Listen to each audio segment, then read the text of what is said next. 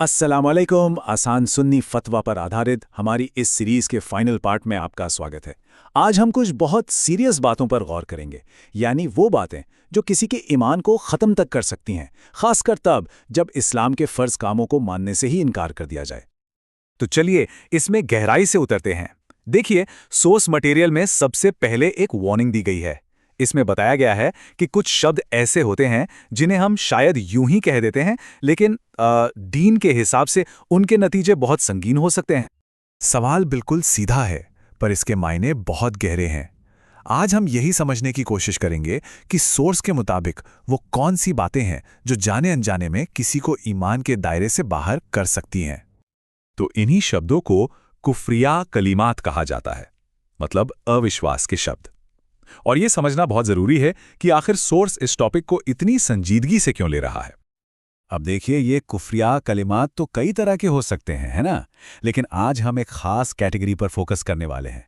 एक ऐसी कैटेगरी जिसे सोर्स में खास तौर पर खतरनाक बताया गया है, और वो है फराइज का इनकार, यानी इस्लाम के जो फर्ज काम हैं उन्हें मानने से ही मना कर देना, जैसे ज़कात, रोज़ा और हज। सोर्स के मुताबिक ये वो पॉइंट है जहां मामला सच में बहुत सीरियस हो जाता है।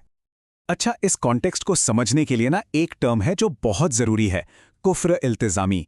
सोर्स इसे कैसे डिफाइन करता है? ये एक ऐसा बयान है जिसे साफ साफ कुफ्र माना जाता है।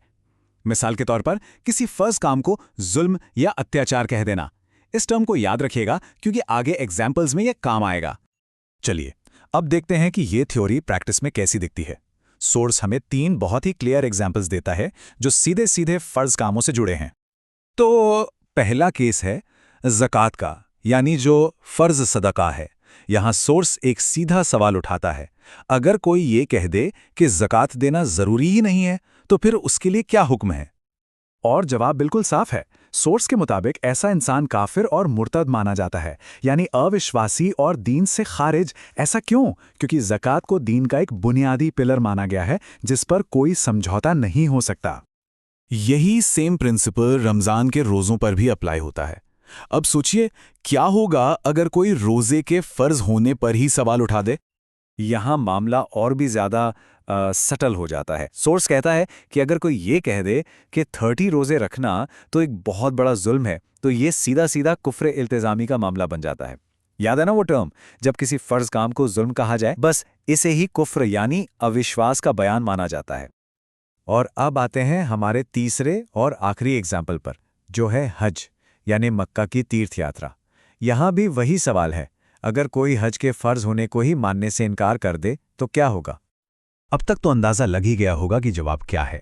बिल्कुल, ज़कात और रोज़े की तरह ही हज के फ़र्ज होने से इनकार करना भी इंसान को ईमान के दायरे से बाहर कर देता है। और सोर्स इस बात पर भी जोर देता है कि इस हुक्म पर सभी उलेमा का इजमा है, यानी आम सहमति है। तो ये 3 एग्जाम्पल्स तो बहुत क्लियर हैं, लेकिन यकीन मानिए ये तो बस आइसबर्ग का टिप है। अब जरा देखते हैं कि ये टॉपिक असल में कितना बड़ा और गहरा है।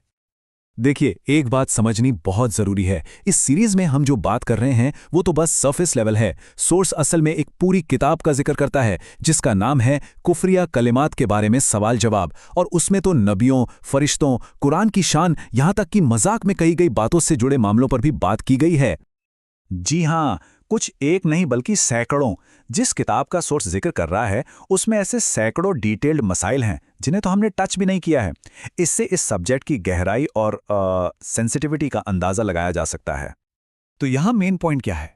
पॉइंट ये है कि सोर्स खुद हमें आधे अधूरे इल्म से बचाना चाहता है। वो हमें एनकरेज करता है कि अगर इस टॉपिक को ठीक से समझना है तो पूरी किताब पढ़कर ही पूरा कॉन्टेक्स्ट समझ में आएगा। तो इतनी सब जानकारी के बाद सवाल तो यही उठता है कि फिर हम अपने ईमान की हिफाजत कैसे करें? इस पर सोर्स हमें एक आखिरी और बहुत ही जरूरी सलाह देता है। ये एक बहुत पावरफुल मेटाफर है। सोर्स इन कुफ्रिया कलिमात को खतरनाक चाबियां कहता है। आइडिया यह है कि शैतान इन लफ्ज़ों को चाबियों की तरह इस्तेमाल करके किसी के ईमान के खजाने का ताला खोलता है और उसे चुरा लेता है। और ये बात इस पॉइंट को बहुत खूबसूरती से सामने रखती है।